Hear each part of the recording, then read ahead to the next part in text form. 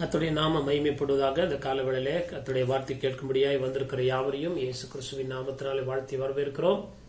ஆண்டவர் நம்மை ஆஸ்வதிப்பாராக. கடந்த நாட்கள் எல்லாம் தேவன் நம்மை கண்மணி போல பாதுகாத்தார்.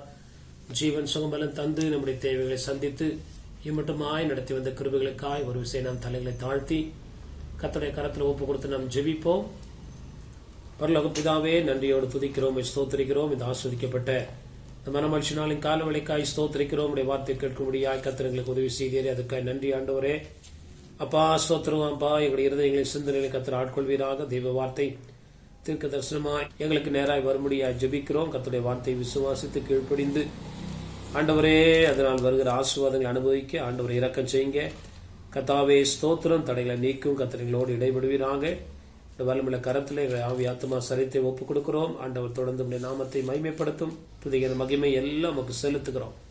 இயேசுவின் மூலம் ஜெபிக்கிறோம் நல்ல பிதாவே, ஆமீன், ஆமீன். நாம் தியானத்துக்கு எடுத்த வேத போதி book of Numbers chapter 23 verse 19. பொய் சொல்ல தேவன் ஒரு மனிதன் அல்ல, மனமாற அவர் ஒரு மனுபுத்திரனும் அல்ல. அவர் சொல்லியும் செய்யாதிருப்பாரா? அவர் வசனித்தும் நிறைவேற்றாதிருப்பாரா? பொய்யுரையாத தேவன் என்று சொல்லி இந்த காலவேளையில ஆண்டவருடைய குணாதிசயங்கள ஒன்று, அவர் சொன்ன வாக்கை ஒரு நாளும் மாற்றுகிறவர் அல்ல. ஆண்டவருடைய நாமம் மகிமைப்படுவதாக. எத்தனையோ வாக்குத்தத்தங்கள், எத்தனையோ காரியங்களை ஆண்டவர் நமக்கு உறுதி அளித்திருக்கிறார், வாக்குத்தத்தம் பண்ணியிருக்கிறார். ஆண்டவர் இந்த காரியங்களை நிறைவேற்றுவதில் அவர் உண்மையுள்ளவராய் இருக்கிறார் என்பதை நாம் மனப்பூர்வமாய் விசுவாசிப்போமாக. உலகத்தில் பல நபர்கள் நம்மிடத்தில் பல வாக்குறுதிகளை கொடுக்கிறார்கள், நம்ம அவற்றை அப்படியே நம்புகிறோம். ஆனால் காலங்களில் அவைகள் மாறி போகிறது, அவர்களும் மாறி விடுகிறார்கள், மறித்து விடுகிறார்கள். ஆனால் ஆண்டவர் அப்படிப்பட்டவர் அல்ல. இந்த வசனம் சொல்லுகிறது, பொய் சொல்ல தேவன் ஒரு மனிதன் அல்ல. அப்படின்னா என்ன? மனுஷனா இருக்கிறவங்க சொன்ன வாக்குறுதிகளை 100% அவங்களால நிறைவேற்ற முடியாது. ஆனா தேவன் அப்படிப்பட்டவர் அல்ல.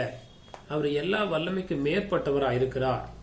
தன்னை விட ஒரு அதிகாரம் வல்லமை உலகத்துல இல்லை. அதனால தான் சொன்ன எல்லாவற்றையும் அவரால் செய்ய முடியும் என்று சொல்லி வேதம் தெளிவாய் சொல்லுகிறது. நாசியில சுவாசமுள்ள மனுஷனை நம்புவதை பார்க்கிலும் கர்த்தர் பேரில் பற்றுதலா இருங்கள் என்று சொல்லி தேவனுடைய வார்த்தை சொல்லுகிறது. நாம் நேசிக்கிறவர்கள் அல்லது நம்மை நேசிக்கிறவர்கள் எத்தனையோ வாக்குத்தத்தங்களை அல்லது உறுதிமொழிகளை நமக்கு சொல்லுகிறார்கள். அவற்றை நாம் நம்பிக்கொண்டிருக்கிறோம். அவற்றை ஏற்றுக்கொள்வது தவறல்ல. ஆனால் அவற்றின் மேல நம்பிக்கை வைப்பதை விட ஆண்டவரை அதிகமாய் நம்பி கர்த்தருடைய வார்த்தைகளை முழுமையாய் நம்பி அவற்றை நாம் கீழ்ப்படியும் போது அந்த வார்த்தைகள் எத்தனை காலங்கள் ஆனாலும் அது மாறாது என்பதை அறிந்து கொள்வோமாக. பொய் சொல்ல ஒரு தேவன் ஒரு மனிதன் அல்ல, மனம் மாற அவர் ஒரு மனுபுத்திரனும் அல்ல. அவர் சொல்லியும் செய்யாதிருப்பாரா என்று சொல்லி இந்த வார்த்தைகள், அவர் சொல்லி இதுவரைக்கும் செய்யாத காரியங்கள் ஒன்றுமில்லை என்பதை அறிந்து இந்த கால வேளையில அந்த மனமாறாத தேவனை, பொய் சொல்லாத தேவனுடைய வாக்குத்தத்தங்களை முழுமையாய் விசுவாசிக்க நாம் நம்மை அர்ப்பணிப்போமாக. ஒரு 5 விதமான காரியங்கள்ல ஆண்டவர் தன்னுடைய வார்த்தைகளை உண்மையுள்ளவராய் இருக்கிறார், அல்லது 5 விதமான ஆசீர்வாதங்களை தேவன் நமக்கு அருளி செய்வதில் உண்மையுள்ளவராய் இருக்கிறார் என்பதை அறிந்து கொள்வோமாக. இந்த காரியங்கள் நமக்கு தெரியும். இஸ்ரவேல் ஜனங்கள் எகிப்திலிருந்து வரும்போது இங்கே நம்ம வாசிக்கிறோம், கர்த்தருடைய நாமம் மகிமைப்படுவதாக. என்னாகும் 22ஆம் அதிகாரத்துல நம்ம அதை வாசிக்கும் போது 1ஆம் வசனத்துல, இஸ்ரவேல் புத்திரர் பிரயாணம் பண்ணி எரிகோவின் கிட்ட இருக்கும் யோர்தானுக்கு இக்கரையிலே மோவாபின் சமவெளிகளில் பாளையம் இறங்கினார்கள். இஸ்ரவேலர் எமோரியருக்கு செய்த யாவையும் செப்போரின் குமாரனாகிய பாலா கண்டான். ஜனங்கள் ஏராளமா இருந்தபடினால் மோவாப் மிகவும் பயந்து இஸ்ரவேல் புத்திர நிமித்தம் அவன் கலக்கம் அடைவதை இங்கே நம்ம வாசிக்கிறோம். ஆண்டவருடைய நாமம் மகிமைப்படுவதாக. இவன் மோவாபியருக்கு, பாலாப்பு என்பவன் மோவாபியருக்கு ராஜாவா இருந்தான். அந்த தேசத்தை அவர்கள் கடந்து போகும்போது அவர்கள் தன்னை விட பலவான்களா இருக்கிறார்கள், அவர்கள் தன்னை அழித்து விடுவார்கள் என்று நினைத்து பயந்து தீர்க்கதரிசிக்கு அவன் கூலி பொருத்தி இவ்விதமாய் அவன் இஸ்ரவேல் ஜனங்களுக்கு விரோதமாய் சதி யோசனை செய்கிறதை இங்க நம்ம வாசிக்கிறோம். ஆனால் அவனுடைய திட்டங்கள் ஒன்றுமே வாய்க்காமல் போகும்படியாய் கர்த்தர் அனுகிரகம் பண்ணுகிறார். அப்பொழுது ஆண்டவர் இஸ்ரவேல் ஜனங்களை பார்த்து சொன்ன ஒரு வார்த்தைகளை இந்த காலவெளியில நம்ம வாசிக்கிறோம். என்னாகும் 23:19, அவர் பொய் சொல்ல மனுஷன் அல்ல என்று சொல்லி வசனம் சொல்லுகிறது. தீத்து 1ஆம் அதிகாரம் 3ஆம் வசனத்துல, புக் ஆஃப் டைட்டஸ் சாப்டர் 1:3, ஆண்டவருடைய நாமம் மகிமைப்படுவதாக. பொய்யுரையாத தேவன் ஆதி காலம் முதல் நித்திய ஜீவனை குறித்து வாக்குத்தத்தம் பண்ணி அதை குறித்து நம்பிக்கையை பற்றி தேவ பக்திக்கு ஏதுவான சத்தியத்தை அறிகிற அறிவும் விசுவாசமும் தேவனால் தெரிந்து கொள்ளப்பட்டவர்களுக்கு உண்டாகும்படி. ஆண்டவருடைய நாமம் மகிமைப்படுவதாக. புதிய ஏற்பாட்டிலும் பழைய ஏற்பாட்டிலும் ஆண்டவர் சொன்ன வார்த்தைகளை தவற மாட்டார் என்று அநேக வசனங்கள் நமக்கு ஆதாரமாய் காணப்படுகிறது.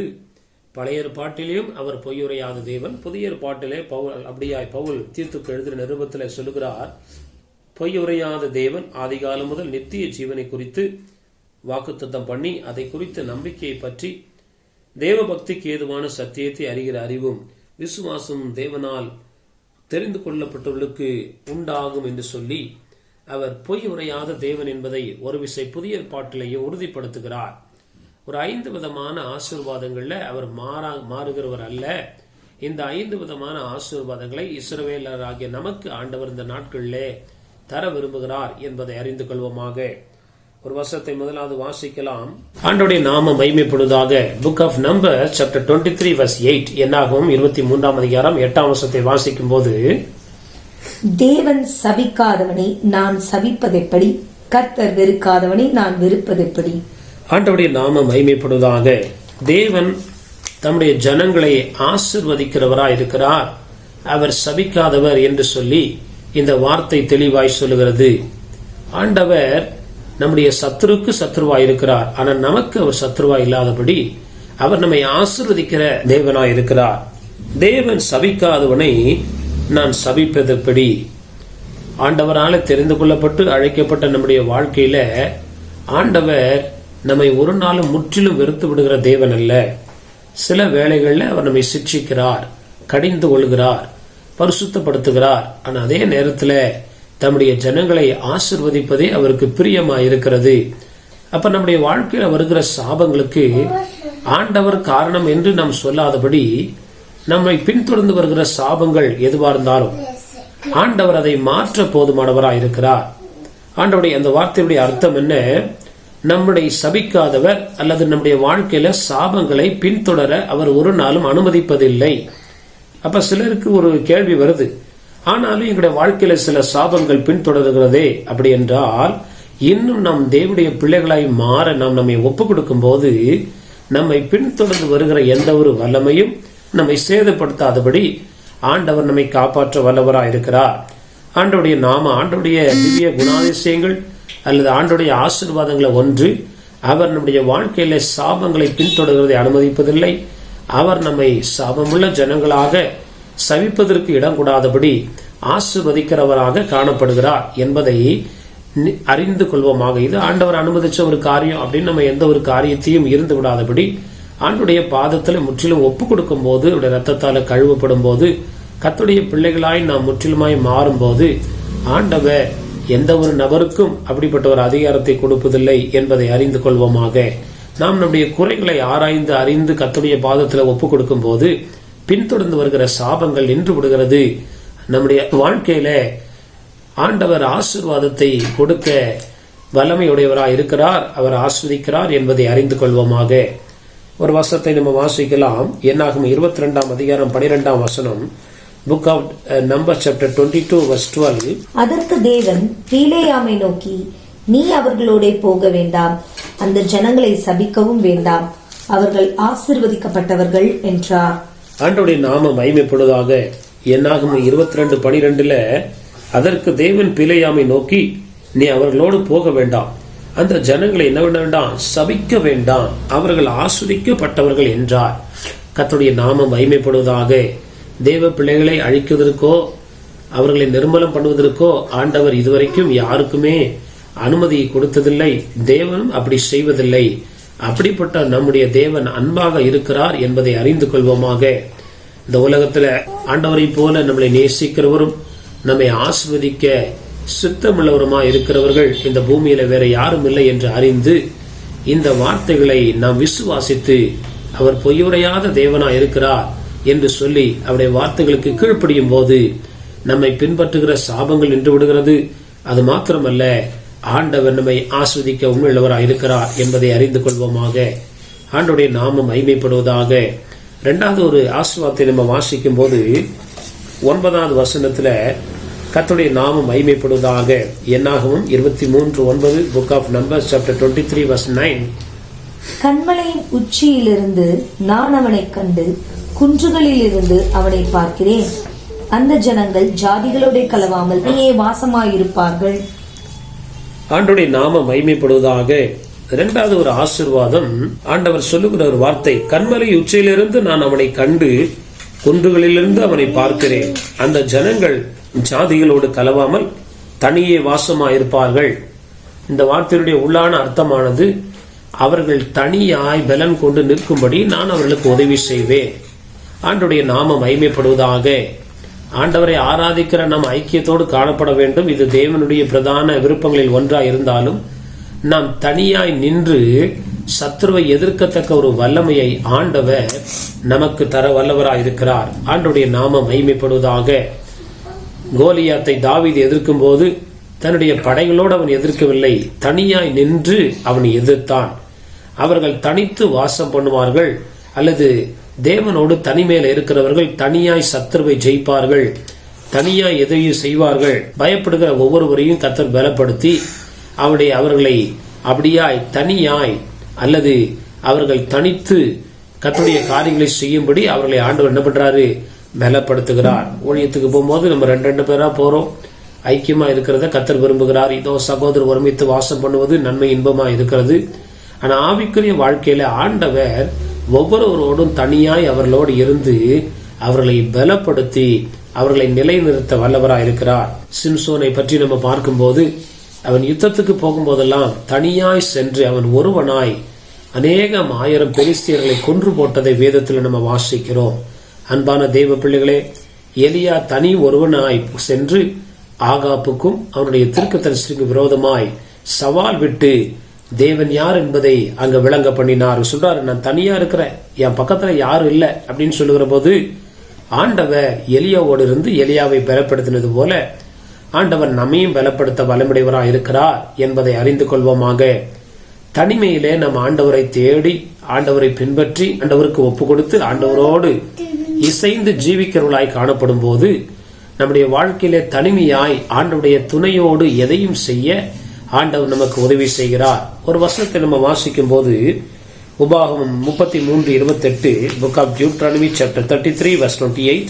இஸ்ரவேல் சுகமாய் தனித்து வாசம் பண்ணுவான், யாக்கோபின் ஊற்றானது தானியமும் திராட்சரசமும் உள்ள தேசத்திலே இருக்கும், அவருடைய வானமும் பனியை பெய்யும். இஸ்ரவேல் சுகமாய் தனித்து என்ன பண்ணுவானா, வாசம் பண்ணுவான். ஆண்டவருடைய நாமம் மகிமைப்படுவதாக.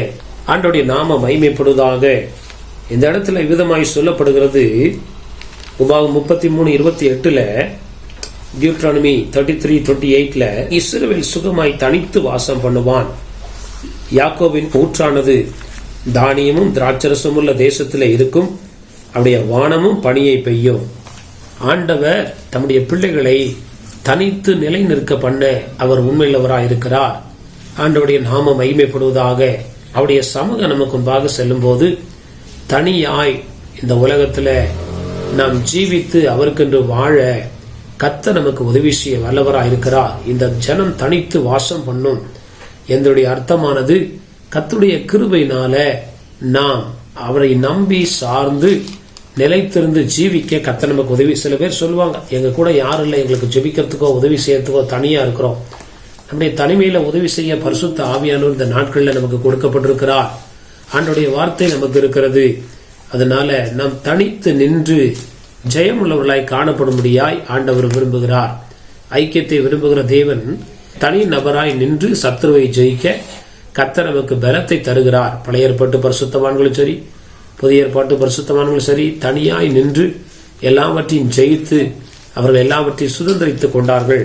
தானியேல் தனியாய் போய் ஒரு சிங்கங்களுடைய கெபியில தனியாய் சென்று அங்க ஆண்டவருக்காக சாட்சியா இருக்கிறதை வாசிக்கிறோம். பல இடங்கள்ல நம்ம பார்க்கும்போது ஆண்டவர் அவர்களுக்கு பலம் தந்து அவர்களை நிலைநிறுத்த வல்லவராயிருக்கிறார் என்பதை அறிந்து கொள்வோமாக.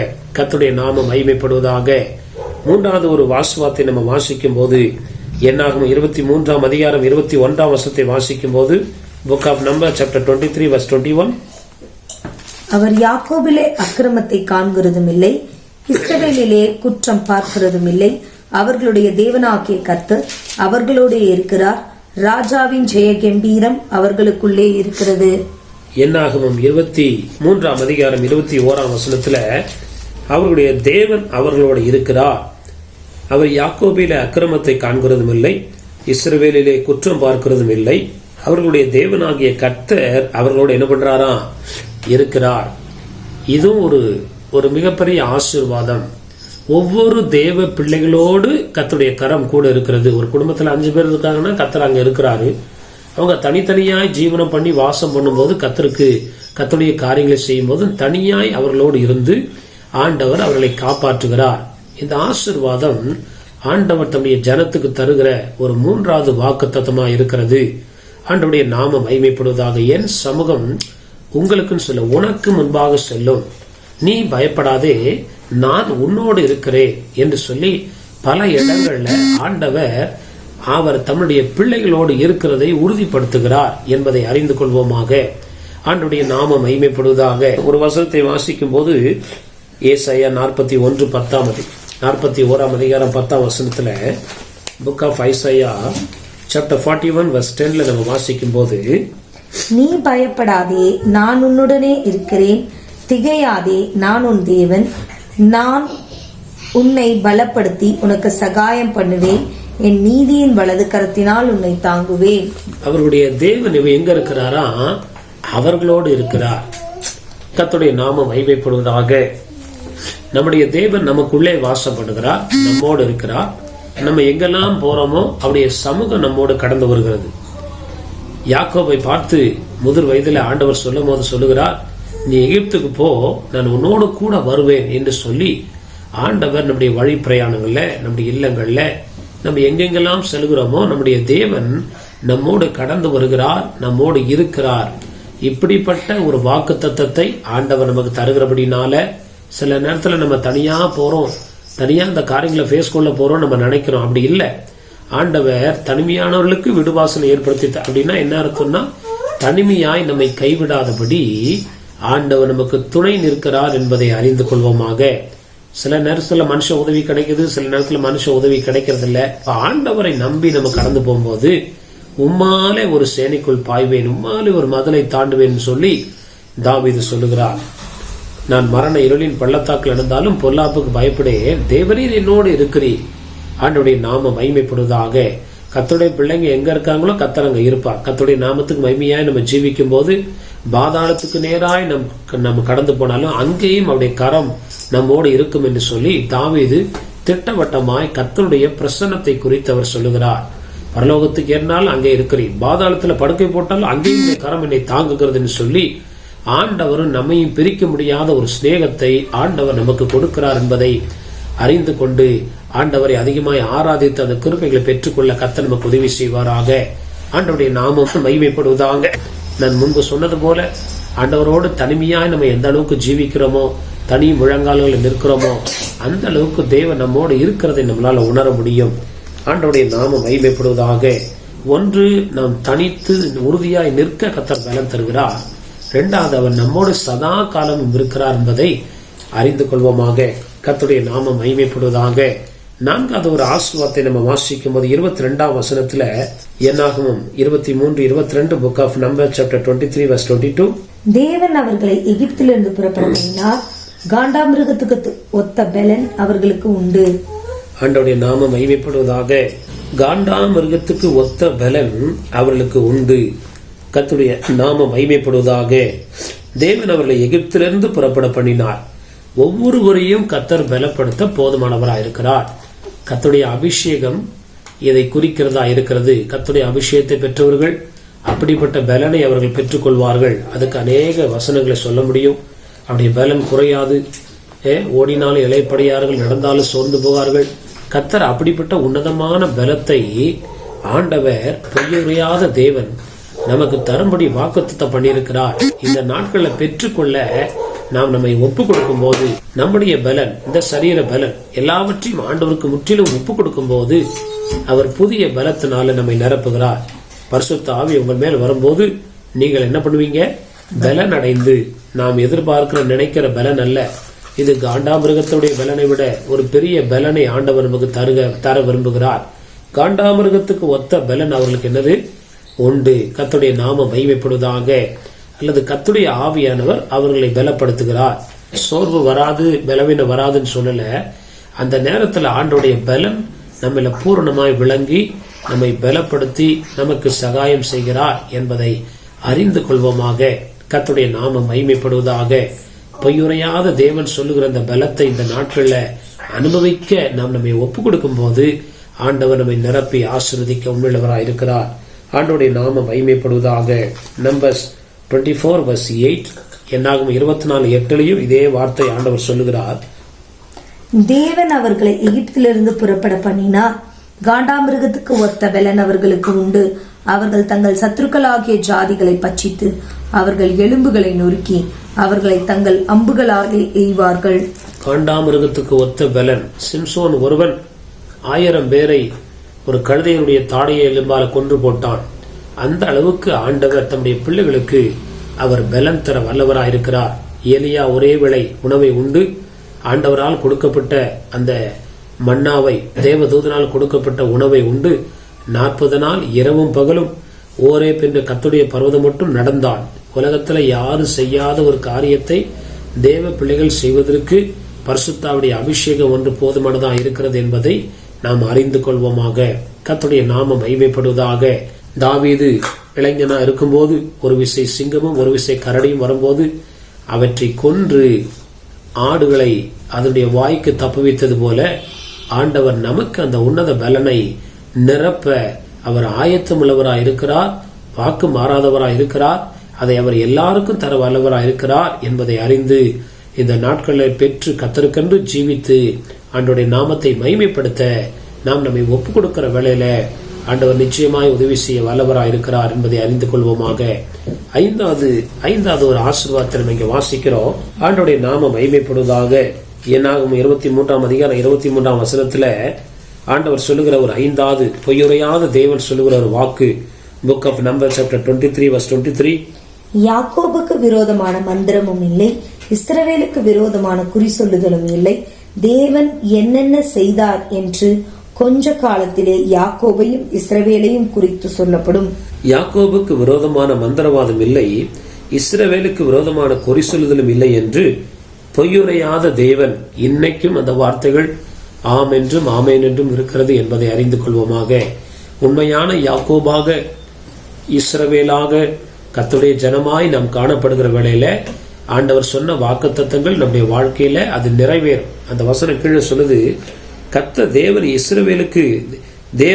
இஸ்ரவேலுக்கு விரோதமான குறி சொல்லவில்லை, தேவன் என்னென்ன செய்தார், என்னென்ன வாக்குத்தத்தங்களை நிறைவேற்றினார் என்று கொஞ்ச காலத்திலே யாக்கோபையும் இஸ்ரவேலை குறித்து என்னப்படுமா சொல்லப்படும். கர்த்தருடைய நாமம் மகிமைப்படுவதாக. நம்ம வாழ்க்கையிலும் அது சொல்லப்படும்.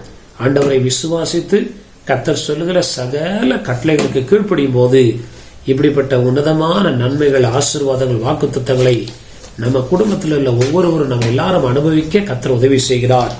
ஒரு வசனத்தை வாசித்து முடிக்க விரும்புகிறேன். ஏசாயா 54:17 புக் ஆஃப் ஐசாயா சாப்டர் 54:17. உனக்கு விரோதமாய் உருவாக்கப்படும் எந்த ஆயுதமும் வாய்க்காதே போம். உனக்கு விரோதமாய் நியாயத்தில் எழும்பும் எந்த நாவையும் நீ குற்றப்படுத்துவாய். இது கர்த்தருடைய ஊழியக்காரரின் சுதந்திரமும் என்னால் உண்டான அவர்களுடைய நீதியுமாய் இருக்கிறது என்று கர்த்தர் சொல்லுகிறார். இஸ்ரவேலுக்கு விரோதமான குறி சொல்லுதல் இல்லை, யாக்கோபுக்கு விரோதமான மந்திரவாதம் இல்லை. ஆண்டவருடைய நாமம் இங்கே சொல்லுகிறது, உனக்கு விரோதமாய் உருவாக்கப்படும் எந்த ஆயுதம் என்ன பண்ணுமா? வாய்க்காமல் போகும். ஆயுதங்கள் உருவாகும், ஆனா அது என்ன பண்ணுமா? நம்மை மேற்கொள்ள மாட்டாது, வாய்க்காமல் போகும். ஆண்டவர் அதை அபத்தம் பண்ணுகிறார் என்பதை அறிந்து கொள்வோமாக. பார்வோனுக்கு முன்பதாக மோசே கோலை போடும்போது அது பாம்பாய் மாறிற்று. எகிப்தினுடைய மந்திரவாதிகளும் போட்டார்கள், அவருடைய கோல்களும் பாம்பாய் மாறிற்று. ஆனால் மோசேனுடைய கோல் எல்லாவற்றையும் என்ன பண்ணிச்சான்? விழுங்கி போட்டது. உலகத்துல பிசாசுக்கு வல்லமை இருந்தாலும் தேவ பிள்ளைகளை சேதப்படுத்துவதற்கோ மேற்கொள்வதற்கோ அதிகாரம் கொடுக்கப்படவில்லை என்பதை தெளிவாய் அறிந்து கொள்வோமாக. அப்ப நம்ம வாழ்க்கையில் அப்படிப்பட்ட ஒரு காரியங்கள் நடைபெறுவது என்றால் இன்னும் நம் தேவனுடைய பிள்ளைகளாய் மாற வேண்டும் என்று அர்த்தமே அல்லாமல் பிசாசுக்கு வல்லமை இருக்கிறது என்பது அதனுடைய அர்த்தம் அல்ல. நாம் இன்னும் தேவனுக்கு பரிபூர்ணமாய் ஒப்புக் கொடுக்கும் போது ஆண்டவருடைய வார்த்தை விதமாய் சொல்லுகிறது, உனக்கு விரோதமாய் உருவாக்கப்படும் எந்த ஆயுதம் என்ன பண்ணுமா?